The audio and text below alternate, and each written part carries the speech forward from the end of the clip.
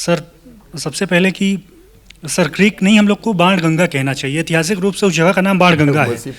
और मेरा क्वेश्चन जो है वो दो क्वेश्चन है। पहला क्वेश्चन ये है कि क्या पाकिस्तान जो इंफ्रास्ट्रक्चर बना रहा है सर क्रीक पे, बाण गंगा पे, वो वहाँ कश्मीर से प्रेशर कम करना चाहता है अपना, वो पंजाब और पीओके से? क्योंकि पीएमए काकुल में आसिम मुनीर ने एक स्टेटमेंट दी थी कि this time we will hit interior India. तो क्या वो प्रेशर कम करने के लिए यहाँ पे वो अपना इंफ्रास्ट्रक्चर डेवलप कर रहा है? जवाब दे दूं जल्दी से। मैं ये कहना चाह रहा था आपको, सर क्रीक का मामला पहले समझ लीजिए 30 सेकंड में। सर क्रीक ये है 90 किलोमीटर का, और इसके बीच में, इसको हम नदी मानते हैं, पाकिस्तान इसको स्टोरी मानता है, कहता है ये पूरा हमारा है। बीच की जो रेखा है, आधा हमारा है अभी, आधा हमारा है। ये एक्सरसाइज जो हो रही है, हम विस्तारवादी लोग नहीं है, ऑफेंसिव पोस्चरिंग में जरूर है, पर धमका रहे हैं कि तुम बार बार ये कहते हो कि आधा रास्ता करके इसको गुजरात में मिला दो और पूरा मुझे दे दो। ये उनका कहना है, और ये चल रही है हिस्टोरिकल लड़ाई। ये लड़ाई है, आज हम ये दिखाना चाहते हैं उनको कि हम तीनों सेनाओं के साथ तुम्हें निस्तनाबूद कर देंगे। ये रेखा मान जाओ, 50% हमारा, 50% तुम्हारा। तभी मैंने आपको शुरू में कहा कि अगली लड़ाई हुई तो अगले सुबह पूरा का पूरा मिठास के साथ ये पानी हमारा होगा। यही मैंने कहा था आपको। तो ये लड़ाई है। और एक और बात, ये सीमा रेखा जब बाहर जाएगी, ये सीमा रेखा जब बाहर जाएगी इतने कम होके, तो उतना exclusive zone 200 nautical mile 360 kilometre का कम हो जाएगा, तो वो भी हमारा परेशानी है। इसलिए जीओपीएको को शांत करने के बाद अब इसको हम शांत करने के लिए ये पूरी लड़ाई लड़ रहे हैं। ये मुद्दा है। जय हिंद सर।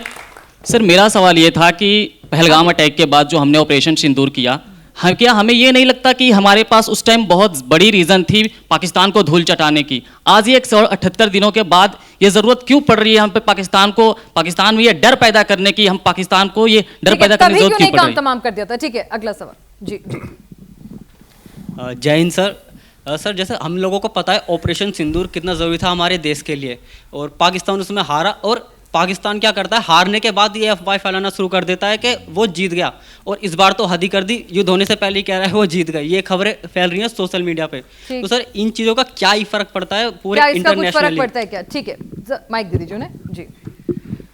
जय हिंद। जब मैं बोलता हूँ जय हिंद तो मुझे बहुत अच्छा लगता है, और मुझे बहुत पावर महसूस होती है अपने देश की, और मुझे बहुत गर्व महसूस होता है। मुझे लगता है कि पाकिस्तान के अंदर जब शायद वो जय वर्ड बोलना ही भूल गए हैं, क्योंकि इतना ज़्यादा हमारा खौफ है और इतने ज़्यादा हमारी जो सेना का जो हमारा दबदबा है और जो सेना की ताकत है, वो हर बार पिटाई खाता है और हर बार फिर दोबारा आ जाता है और दोबारा पिटाई खाता है। तो आपके अपने एक इमोशन से सेना के लिए आपने शुरू से थैंक यू। इनको दे दीजिए, बस आखिरी सवाल है ये। जी जी, फटाफट से अपना सवाल पूछिए, छोटा सा।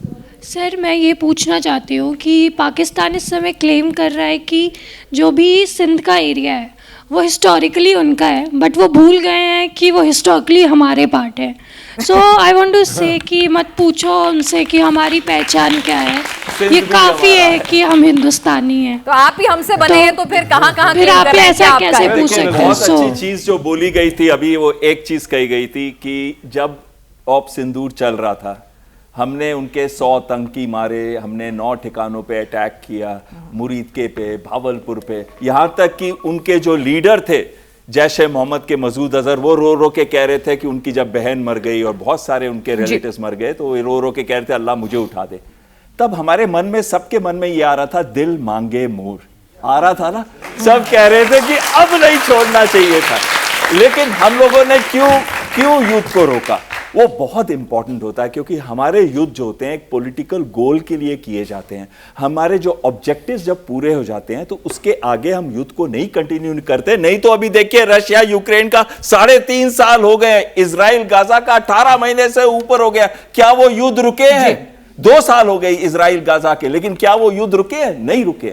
हम नहीं चाहते कि हम एक ऐसा काम करें जहां हम एक वॉर्टेक्स पे फंस जाएं, जहां से हम बाहर ही ना निकल सके। आखिरी चीज कहना चाहता हूं, हमारी तीनों सेनाएं रेडी हैं इस समय, तीनों सेनाएं रेडी हैं। क्या आप रेडी हो? हाँ या ना बोलिए, आप रेडी हो कि नहीं?